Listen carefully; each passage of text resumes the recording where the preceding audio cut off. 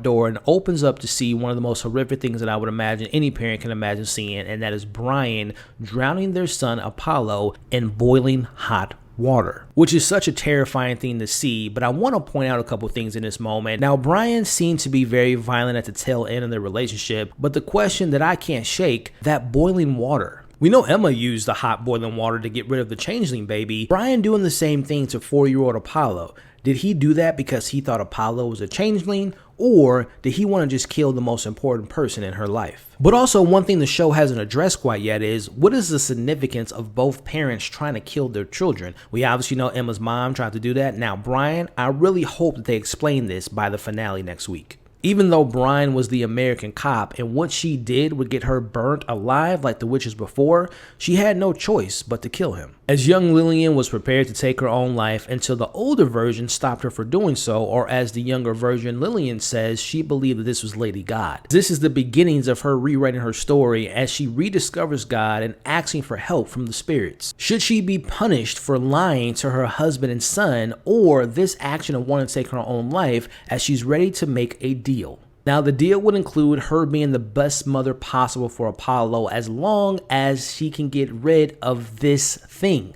Was this thing getting rid of Brian's body, or was that thing getting rid of the changeling that Brian had found in Apollo? More importantly, who exactly was she making a deal with? Is this some type of dark magic, or is it similar to the deal that Emma made in Brazil with that witch? Either way, this deal would get paid in full 35 years later by her son Apollo, as the gods will take what they are owed. As Lillian eventually comes up with a way of getting rid of her problem, all her secrets and dreams and hopes in this red suitcase, this is her way of rewriting her story. As there is nothing she wouldn't do to protect her loved ones, and she remembers the promise she made to always protect Apollo, a promise that she would always keep. And if you're looking for a sign, this is it. Lillian felt like an American. We end the episode with us going back into that hotel in present day, and we see the check-in book showing that Lillian and Charles did share a room together, and in 1977, Apollo was born. We see the younger Lillian at the same pier we saw her at the beginning of episode 3 as she throws her history and story in the water, but history will not stay buried. Deals can't be unmade, and gods will take their pay as this creature from the water reaches out for that suitcase. Let's talk about the ending of this episode. Was it just implied that Charles may be Apollo's real father? Brian right the whole time? Was she having an affair? Is Lillian a glamour giving off an illusion? Think about episode 1. We saw Charles giving her all those books for Apollo to read. I'm thinking to myself when that happened, oh, this is just his way to try to get her attention. Like, hey, I'm showing interest in your kid. Can you give me some play? But maybe it was a married man trying to secretly give gifts to his son. Even in 1988, Lillian would still pay visits to that hotel. This being that secret, there were so many times in this episode that they mentioned there was a mistake made by her and her getting with Brian, and this being a cover-up. She wasn't publicly in a relationship with anyone, so where would a baby come from? But then comes the man Brian, who's been chasing her for years, and now it's time for him to be the father of her child that was made by a married man.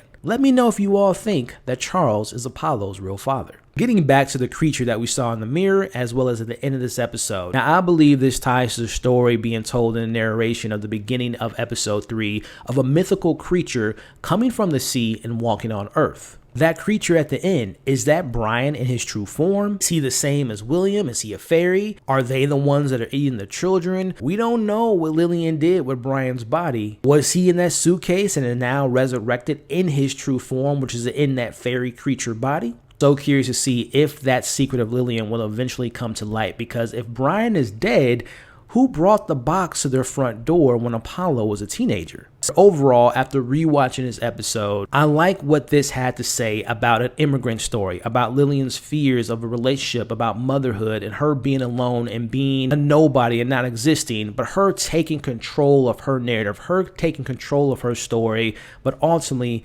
knowing that there will be consequences to her actions. Again, overall, a pretty solid episode in my humble opinion. So I hope you all enjoyed today's breakdown and my thoughts and theories and predictions of episode 7 of The Changeling. I'm going to need y'all to let me know what you thought of everything I said in today's video, but more importantly, let me know your thoughts, your opinions. What did you take away from the episode? What were your interpretations of certain scenes? But also share your theories and your predictions of what you all hope to see in next week's finale. And if you could please like today's video, consider sharing, but also consider subscribing to the channel, helping me reach my next milestone of 60,000 subscribers. I would greatly appreciate it. Now, if you guys are looking for more videos from me, check out my coverage that I did for Fantastic Fest of 2023 this year, as well as if this is your first time watching one of my breakdowns, click the playlist here so you can see all my breakdowns of The Changeling. You all are awesome. Hope you're staying safe, and I'll catch you all on the next video.